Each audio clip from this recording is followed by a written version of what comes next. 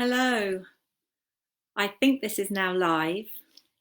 Um, I'm Sophie Matthew, and this is the second session of my introduction to mindfulness for people who might be interested in just having a brief taste of what mindfulness is like, or understanding a little bit more about what it's about and what it feels like to practice mindfulness meditation.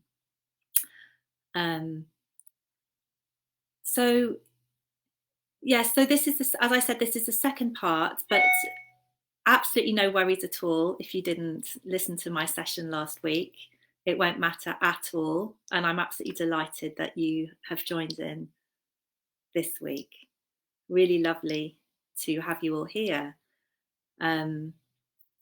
So I think there might still be people arriving. It's only just after 4. So just give a little bit of time for anyone else to join. And perhaps just might be nice while we do that to, if you want to, just to put a comment in the comments box, just saying your name, where you're from, just so we get an idea of the community. Because I think that it's wonderful at the moment, this sense that we are able to have online communities and connect with people from all over the country. We're all in our different isolation pods. But really lovely. Yes, someone from Chicago. Wow, amazing. Welcome from Chicago. Lovely. Thank you, Deb.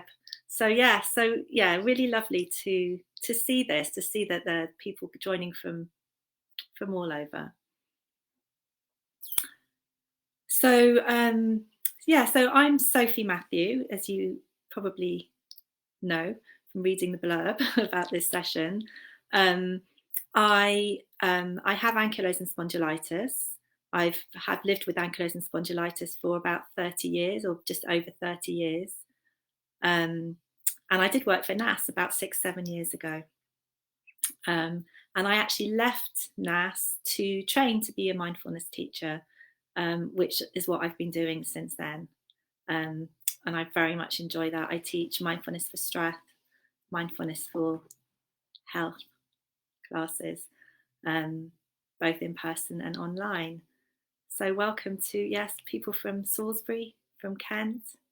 Welcome everybody. I'm sitting in Oxford at the moment, although I actually usually live in London. I've come to Oxford to be with my mother. So I thought what I'd do is maybe just while we're arriving, maybe people are still joining, just to take a transition, take a moment now, if it feels right for you, because it's 4 o'clock in the afternoon. We're all in different locations around the world, and we've all had different kinds of day up until this moment. But just knowing that whatever your day's been like, whether you've been busy, whether you've not been busy, that now maybe is a chance to let go of all of that, all the things that have happened, and just bring yourself into this moment. That would be the invitation. That would be my gentle invitation to you to, as far as possible, have a sense that you're really present in this moment right now. And I'm going to just do a little mini meditation to support that transition of letting go of what's led up to this moment. So if you're happy to, just getting comfortable, whatever position you're in, it doesn't matter. You could be sitting, lying, standing, just taking care of your body as far as possible in terms of just being comfortable. If you're sitting, it can be really helpful to feel a sense of your feet in connection with the floor, resting on the floor, a sense of your bottom, your thighs on the chair. And if you'd like to, just closing your eyes, just for a quick moment. You don't have to close your eyes though, of course. It's absolutely fine to have eyes open with this just soft focus on the carpet or somewhere just gently in front of you. So just making this transition, a conscious transition to coming into this moment right now. So first stage of that is just acknowledging, how are you in this moment? So whatever you've been doing, maybe you've been rushing to get here, or you've been busy, however you've been, there might be a resonance of that still with you. So there's a sense of acknowledging, as you sit here right now in this moment, how is your body feeling? What are the sensations that are present for you in your body right now? So just giving your body a sweep with your awareness. Perhaps there's some areas of achiness or pain or tension. Or perhaps there's some areas where you feel warm and relaxed. There's no right way, no wrong way to be, just a sense of acknowledging how you are in your physical sensations right now. With kindness. And then perhaps moving on from physical sensations to emotion. Right now in this moment, how are you feeling? If you're able to put a name or a label to that. Perhaps it's not easy to label how you're feeling, or perhaps there's an emotion that is there. Maybe you're feeling tired. Maybe you're feeling confused. Maybe you're feeling upset or happy. Just a sense of kind of just acknowledging how you're feeling. Again, with this sense, it doesn't matter how it is. There's not a sense that anything needs to be any different, but just with kindness, just knowing how you're feeling. And then finally, any thoughts that are here. How is your mind?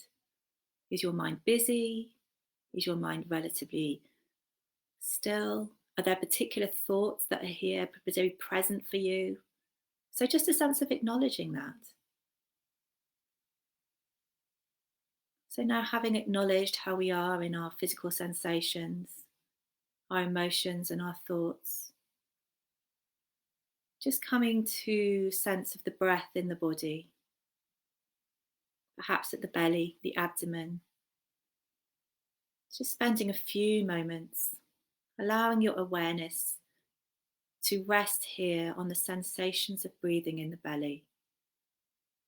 Perhaps the sense of the belly moving outwards as you breathe in and receding as you breathe out. And when the mind wanders away from the breath, which it will, just gently coming back. Sense of the breath moving in the body, in the tummy. How does that feel?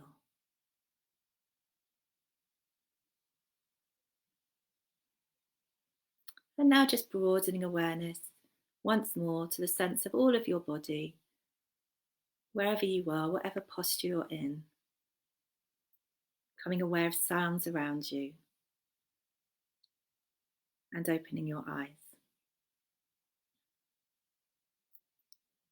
So just a very little brief meditation there to hopefully help support you to make a transition to coming right now into this present moment, to being mindful, letting go of the whatever's happened in the day before this moment, letting go of worrying about whatever's going to happen after this, and really allowing yourselves to just acknowledge how are things right now for you.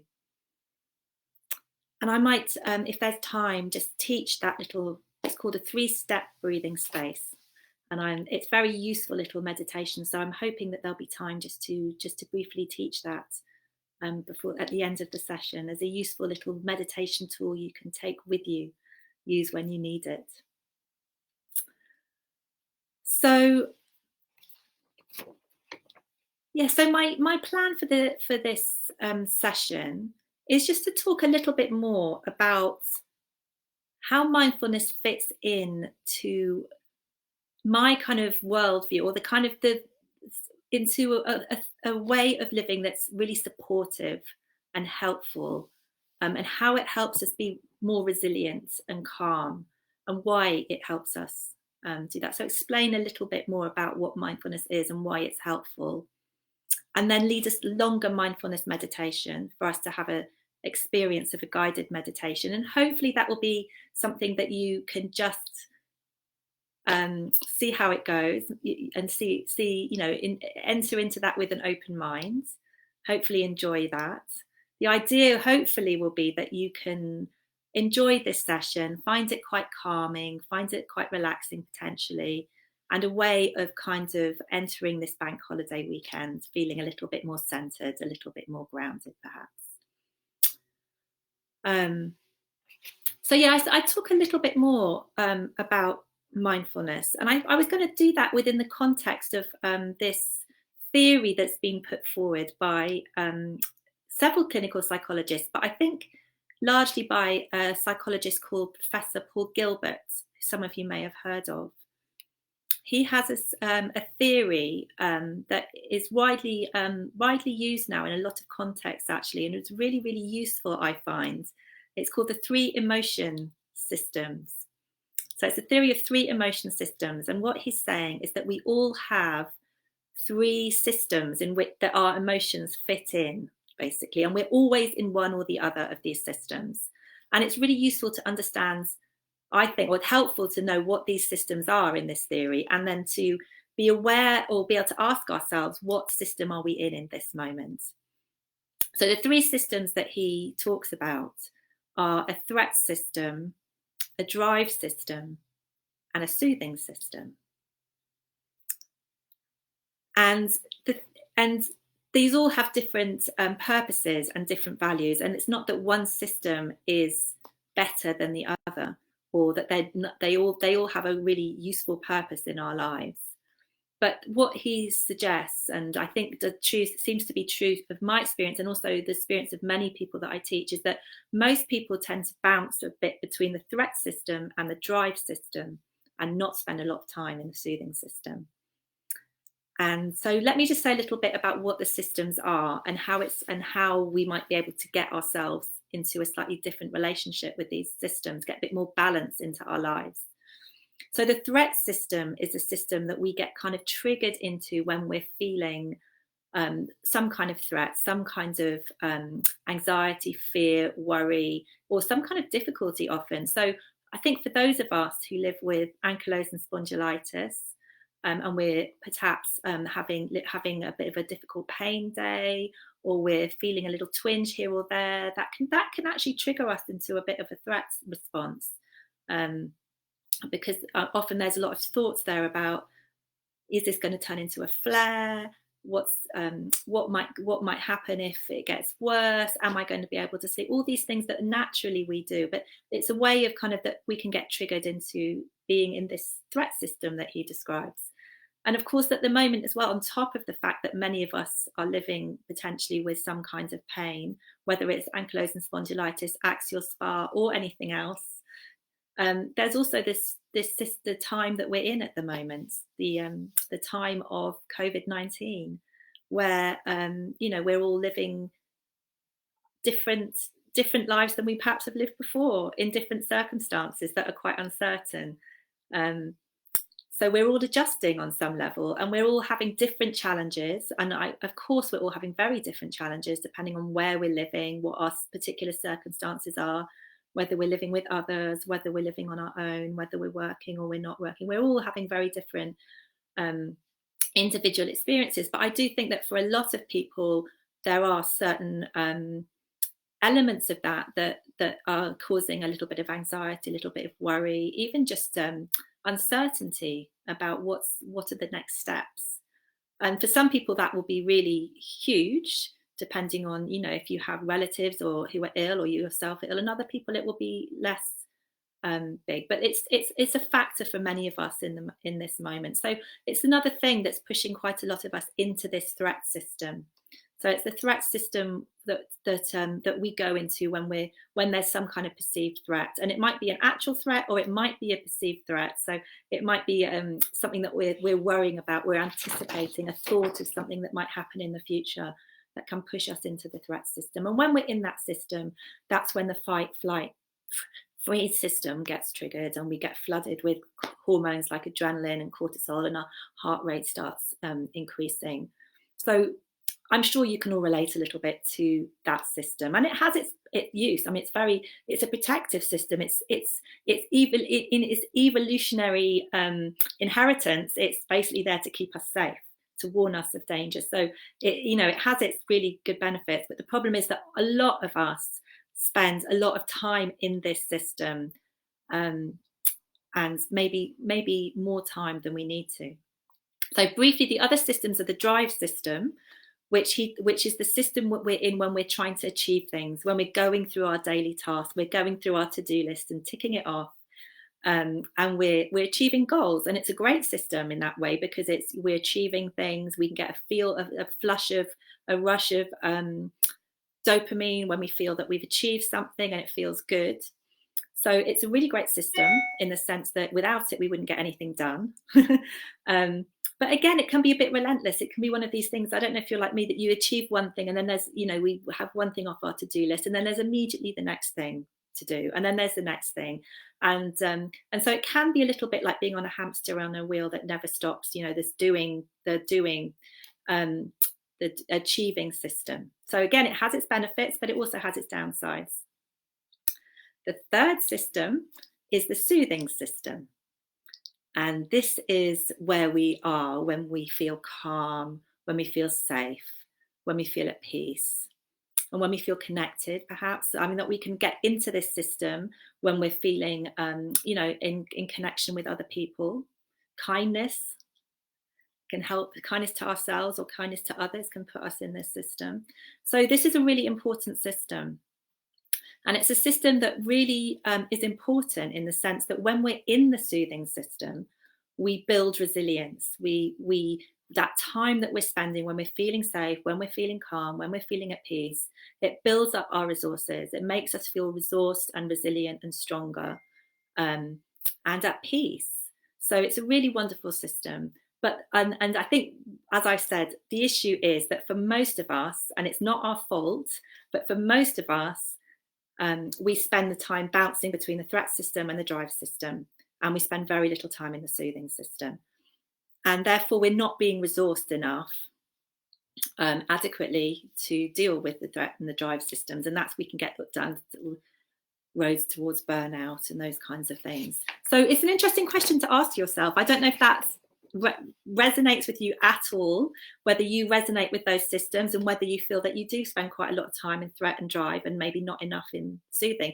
Some people are very good at spending time in soothing systems, so that might not reflect your experience, but it is true for a lot of people. And so it's helpful. I think this is a helpful context to put into the life we're living at the moment, the way that we may be living with pain or difficulty, and how that can trigger us or put us or push us into the threat system. And what can happen, as I said, is that we can get locked into the threat system and we can end up seeing the world through the threat system. And so it's really, really important to be able to connect with the soothing system. And that's not as a way of denying the difficulties that we have, whether it's pain or anxiety. It's not a way of denying that. It's a way of supporting yourself to find the resources to actually deal with those things. So it's a really important system, as I've said. And what can put us into the soothing system? So for different people, that's going to be different things. As you can probably guess, I'm going to be saying that mindfulness is a really lovely and useful way of accessing the soothing system. But also there are other things that can help us access the soothing system. And I think it's a really useful and important question to be asking yourselves. What helps you and supports you to access this system, where you feel calm, where you feel peaceful, where you feel safe, where you're able to build resources and support yourself? So for some people, it might be things like listening to lovely music. For other people, it might be things like spending time in nature, spending time in your garden, if you have a garden, if you're lucky enough to have a garden, or if you don't, going for a walk, spending time looking at flowers. At the moment, it's a wonderful time of year, so there's all the spring flowers, the sunshine. What resources you? Or maybe it's reading, maybe it's a lovely poem or a text that you find wonderful, or maybe exercise, gentle exercise, stretching, you find resourcing. And there's also ways that mindfulness can help us to access this system. So through meditation, through coming into the body, through a sense of the body. So the threat, when we're in the threat and the drive system, we're being driven by our thoughts, by a conceptual mode of what's happening, what we need to achieve, how we can fix things, how we can make things different. It's a really, when we're very much in our heads. When we're in the soothing system, we're allowing things to be as they are. We're allowing things to be in the present moment, and we're often in our senses, in our physical senses. So that's a really useful way of accessing the soothing system, is to come into the body, become aware of the breath, become aware of the sense of your feet on the floor. And perhaps that sense of feet on the floor can give you some sense of feeling grounded, feeling connected with stability of the earth beneath you. Touch and compassion and kindness can put us in the soothing system. So one thing that I do is if I'm noticing there's a moment of difficulty, worry, pain, whether it's physical pain or emotional pain, sometimes I can just stop and just, with a bit of mindfulness, I notice that. I think this is a moment of difficulty. This is a moment of suffering. And I put my hand on my heart and just go, and that sense of just physical touch and kindness and compassion can be so helpful. It's not denying what's happening. It's acknowledging it and saying, this is difficult. And warmth and the touch of your even your own hand can be so surprisingly make such a difference. And it can be, if you don't want to do this in terms of, feeling a bit weird, putting your hand on your heart, you could even just hold yourself like this, cross your arms. No one needs to know what you're doing. Cross your arms and just kind of feel, giving yourself a bit, that kindness, that compassion, the sense of kindness to yourself can help put you into the soothing system. So I think that's probably enough of me talking. If there's any questions, I'm going to just keep a little eye on the comments. Comment here. I spend too much time in the threat and drive system, from Anne. So I'm glad that someone else is experiencing that too. Yeah, thanks, Anne, because I think it's very common. And so mindfulness is a way of accessing the soothing system. So what I'm going to suggest now, if it's okay for you, is that I will lead us in a guided meditation as a way of hopefully coming into this soothing system, resourcing ourselves, accessing some peace and some calm that actually does build up a bit of resource.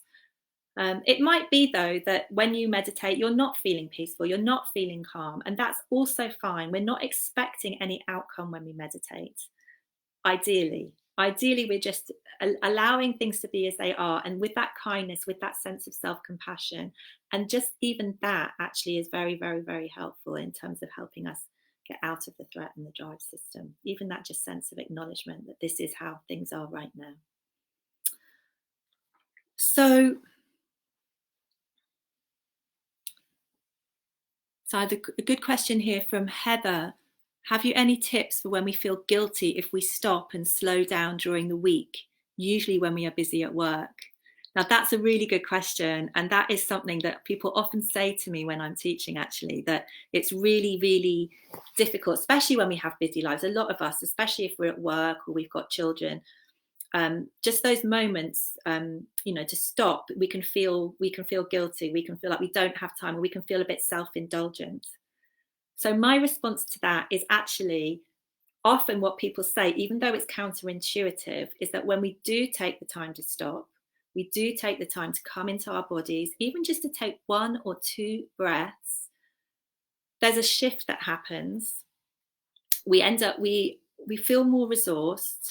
We maybe have a slight shift of perspective, and actually we're able to go back to our busyness with a greater sense of energy and purpose, and perhaps a slightly better sense of perspective.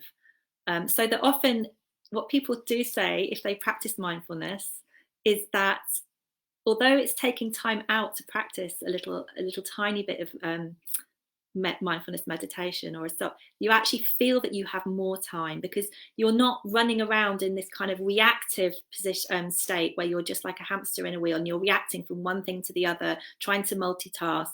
You're stopping, you're noticing how you feel, you're resourcing yourself, and then you're going back, probably doing things slightly more efficiently. And also the other thing I want to say to that question, which is such a good question, is that this sense of feeling guilt when we look after ourselves, when we do something for ourselves, when we respond to that as a way of, I think that's really common. And people often say, I think we spend so much of our lives feeling that we're putting ourselves out there, doing things at work, looking after other people, and we feel guilty when we do things for ourselves.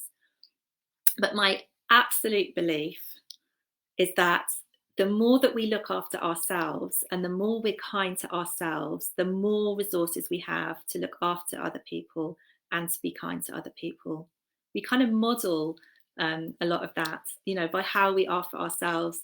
And we can't give to others when our cup is empty. So this sense of accessing the soothing system, building up our resources, building up our energy, fills up that cup so that we're able to give to people and really be present to people in a more real, more connected way, and in a way that doesn't deplete us and doesn't lead to burnout.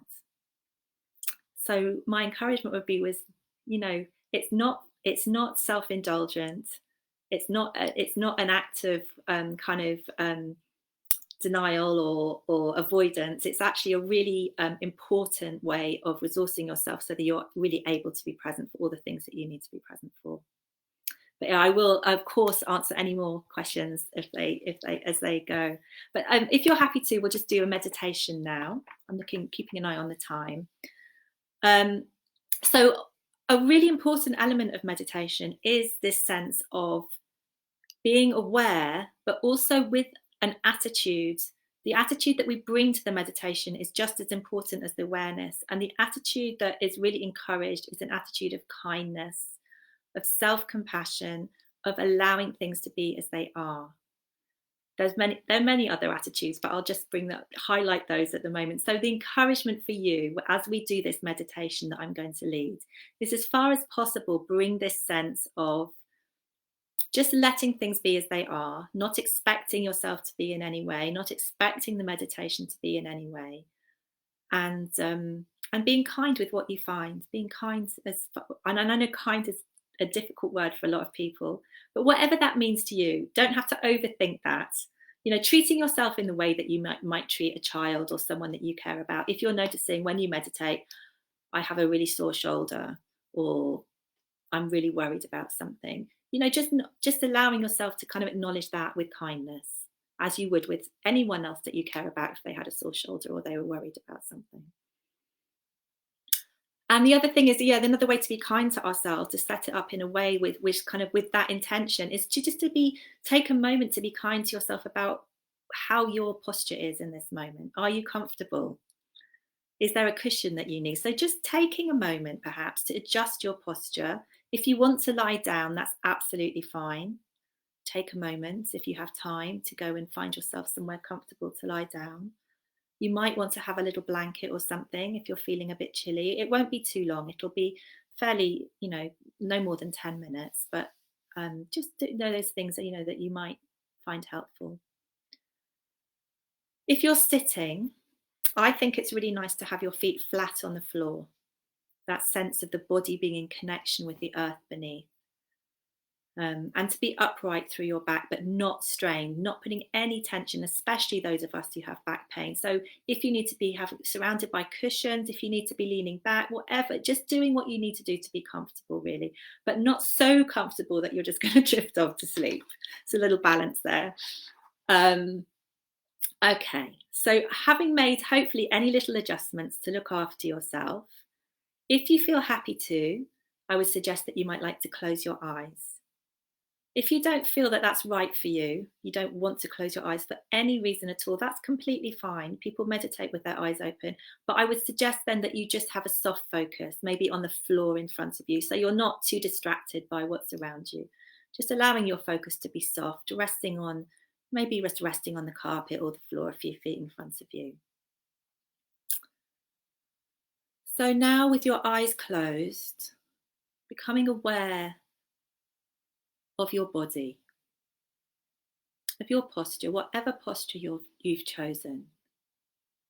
Perhaps you can feel the edges of the body, in the sense of where do the edges of your body meet the chair or the floor beneath you. So allowing your awareness to notice this sensation, perhaps, of feet on floor, the pressure, the contact, if your feet are on the floor, or perhaps the contact between the backs of your thighs and your bottom and the chair that you're on, or the surface that you're on. Or if you're lying, just the different parts of the back of your body that are in contact with whatever surface you're on. Really noticing how do those places of contact feel. And having a sense of allowing your weight to travel downwards, of letting go of tension, of holding. Perhaps on the out breath, as you breathe out, having a sense of release and letting go. So breathing in and just letting go as you breathe out. You might even want to make a little sound as you breathe out. And as you do this, sense of perhaps of your body letting go of tension, of holding, and acknowledging that you're able to be supported here. The earth, the chair, is beneath you and it can hold you. You can be supported and held by gravity. So you can let go into that as far as possible. And maybe just checking, how is your forehead right now? This can be an area where we hold tension sometimes. So just noticing, how is your forehead? Or what about the area around the eyes? Many little muscles around the eyes, can they be still? Can they be loose? Can they be relaxed? Can the tongue just gently rest in the mouth? Can the shoulders be resting back or down? So there's a sense of tension being released, base of the body in contact with the earth, and then the back of the body and the head rising upwards towards the sky.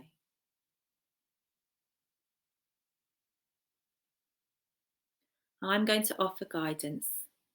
And if at any point the guidance isn't right for you for any reason, then please feel absolutely free to open your eyes, to think about something else, to bring your awareness anywhere else. So if I'm suggesting your awareness of the breath and that's not right for you, it's absolutely fine to bring your awareness, for example, to the sensation of your hands, to your feet on the floor, or to sound, or simply to open your eyes and look around you. So looking after yourselves and doing what's right for you. But if you're happy to, just allowing yourself to follow my guidance.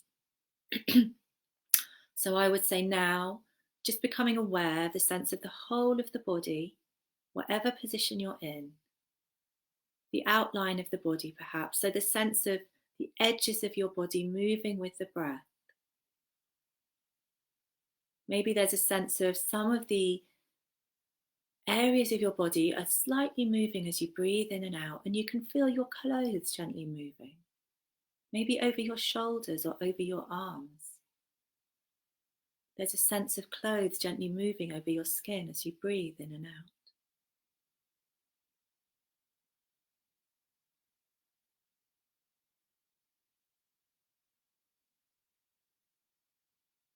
But coming into a sense of the body. And then we'll just do a brief scan of the body with our awareness. So the sense of the feet on the floor, sensations in the lower legs, becoming aware of any sensations here. The upper legs, the thighs, the bottom, the back and the front of the body, the spine. Just allowing your awareness to become aware of any sensations that there are in the body. With a sense of allowing as far as possible them to be as they are. But also with a sense that if you notice any discomfort that can be taken care of, if you need to move or adjust your posture, that's absolutely fine. And noticing perhaps the front of the body, the movement of the breath in the belly. sensations in the chest and the arms, perhaps sensations in the hands. Maybe there's some slight tingling in your hands. So, as far as possible, not thinking about your hands, but feeling the hands from the inside. Noticing perhaps there's a slight tingling or coolness or warmth. Or perhaps there's no sensations, it's hard for you to identify, which is absolutely fine. We're just noticing maybe there's a bit of numbness or not much sensation here. That's not a problem. And then just moving awareness up the arms, the shoulders, the neck, the head.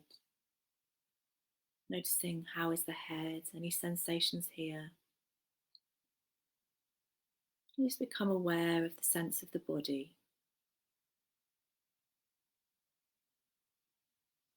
And now perhaps becoming aware of the breath in the body. So the areas of the body that respond and move as we take in air from the outside and release it as breath. Being curious. How and where do we feel these sensations in the body? Actually, there's many places we can become aware of the sensations of breathing. It's a sensation in the nostrils as the cool air enters the nostrils and the warmer air leaves.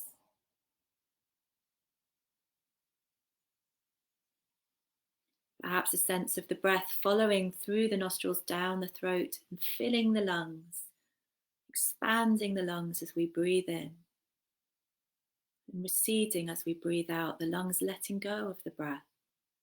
And as this lungs expand and contract, there's a sense of the rib cage moving. And we can feel this movement around the whole of the upper torso of the body, the front of the rib cage, the chest, moving upwards and outwards as we breathe in, and releasing again as we breathe out. The sides of the body and the back of the body. Sense of the breath here. And then, of course, there's also the breath in the belly. Movement of the breath in the abdomen as you breathe in and as you breathe out.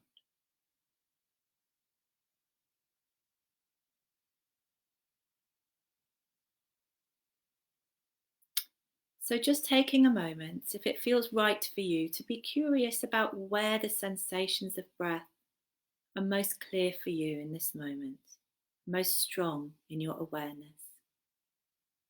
And allowing your awareness to come to this place, whether it's the nostrils, the chest, the back or the belly. This gentle rhythmic movement of the breath, taking in of air, releasing of air, allowing awareness to focus here, being curious about the actual physical sensations of the breath. And as far as possible, not thinking about the breath, but just simply feeling it.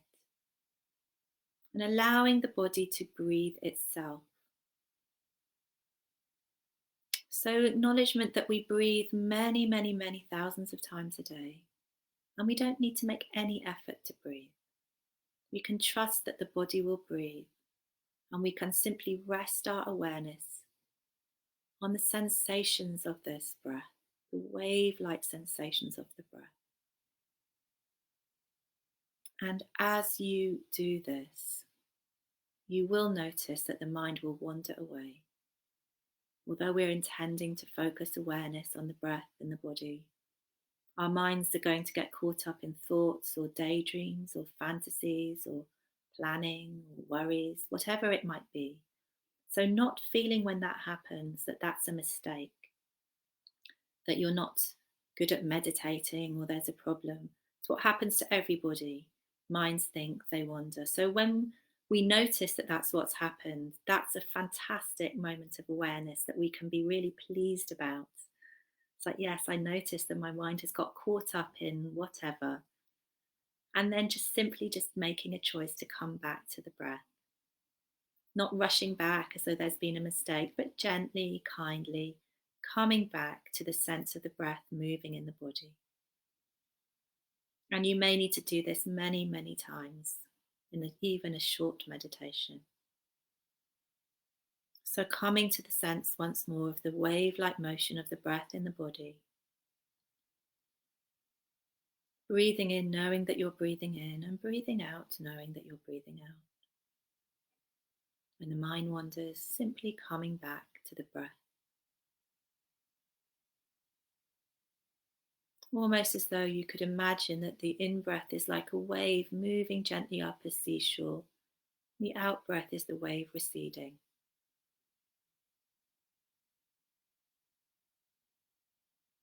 And if your mind or attention is pulled away by a physical sensation like a pain, then that's acknowledging that perhaps spending a bit of time noticing, where is the sensation? What exactly is the sensation? Is it changing? Is it moving? Is it fixed? Spending time being with it as long as it's okay for you. And then just simply coming back to the breath, starting again.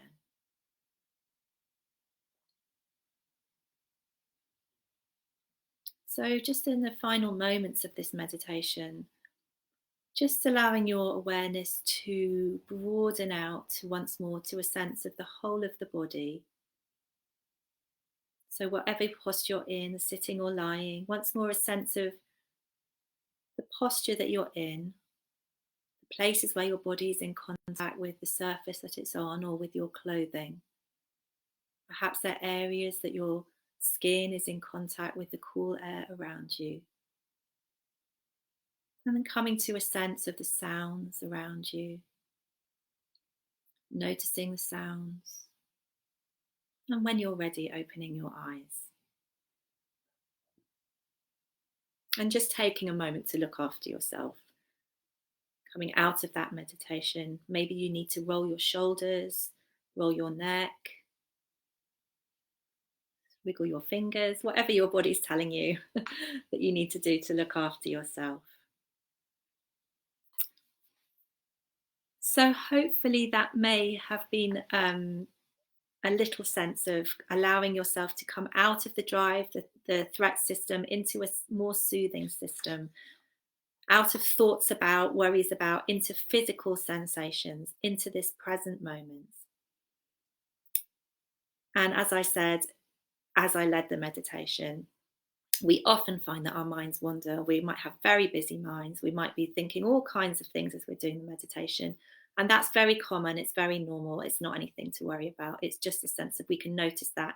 And part of a mindfulness is being really curious and interested in where is our mind going? What are our emotions? And just being curious and kind about that, and then coming back. And then it's called a mindfulness practice because it is a practice. It's like going to the gym. The more we go to the gym, the bigger our muscles get. The more we practice mindfulness, the more we practice coming back to the present moment, to the breath, to the body, the easier it becomes. So it's a practice. But I hope that was enough to perhaps for those of you who haven't done it before, to trigger some interest perhaps.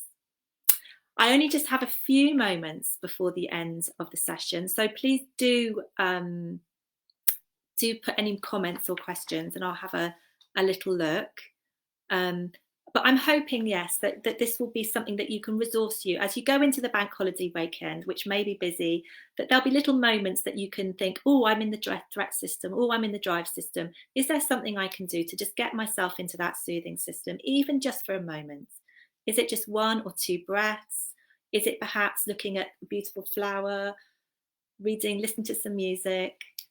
Really feeling that that's okay and important to resource yourself in those ways. And it's really helpful as we deal with both pain, physical pain and emotional pain. It's really important and it's really, really helpful. And it builds resilience, it builds strength, it builds tolerance, and it means that we're able to deal with those other things better.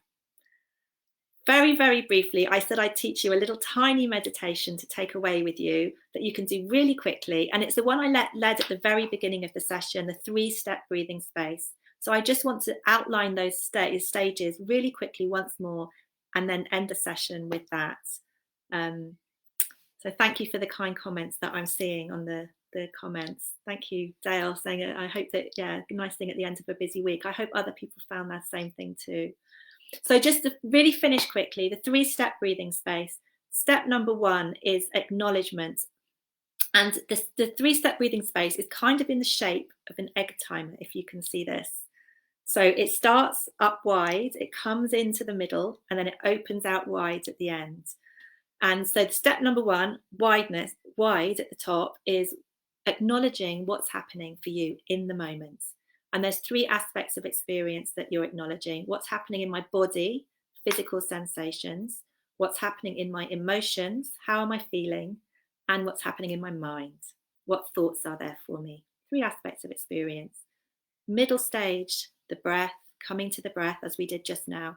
And the final stage, opening out to the whole of the body, sounds, and carrying on with your life. And my encouragement would be that this would be a really little mini meditation that you can just carry with you and do any time that you're feeling, you might be feeling that you're being pushed or triggered slightly into the threat system or the drive system. That might just provide a little tiny break, and it can be done in 1 minute. It used to be called the 3 minutes breathing space, and then people changed that because people got a bit caught up on the 3 minute. I think it can be done in 1 minute. Or if you're enjoying it and you're spending time and you love being with the breath, it can be 10 minutes, 20 minutes, half an hour, as long as you like. But my encouragement is that it's a useful thing to bring into your life, just to bring yourself into that soothing system for a few moments. And then often that provides a sense of space, a slightly different perspective to go out and engage with slightly more sense of being resourced, and maybe a sense of noticing how you are. So if you're noticing, actually, there's quite a lot of difficulty or pain, then also there's a sense of knowing that and being able to acknowledge it and bring kindness, as I talked about with whatever, compassion, soothing touch. So enjoy the bank holiday weekends. If you want to, I can, if you'd like me to write the 3 stages of the 3-step breathing space, I can send on the comments or to NASS a little diagram of it. Any comments, questions, put them either on the comments here or to Sally at NASS. And I think someone will also put my private email. If anyone has any specific mindfulness meditation questions, I'm very happy for you to contact me. Thank you very much for joining. I hope that was a nice start to the bank holiday weekend. I hope you all have a really lovely bank holiday weekend, and yeah, go well. Take care. Thank you. Bye.